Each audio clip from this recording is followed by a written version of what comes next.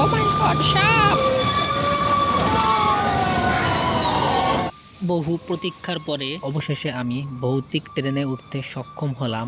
ট্রেনে ওঠার জন্য আমাকে অনেক সময় সিরিয়ালে দাঁড়িয়ে থাকতে হয়েছিল। এই যে দেখেন পাশেই বাচ্চাদের রাইড। এই আশপাশ দিয়ে বহু রাইড আছে, জানি না সব দেখতে পাবো কিনা। তো আমরা আস্তে আস্তে অগ্রসর হচ্ছি ভৌতিক সেই ঘরের দিকে, যে ঘরের মধ্য দিয়ে ট্রেনটি যাবে এবং সেই ঘরে নাকি ভূত আছে।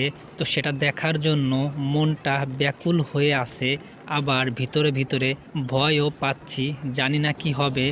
তো অনেক সাহস নিয়ে আমরা সামনের দিকে যাচ্ছি এবং মনে মনে ভাবতেছি না জানি কি হয়।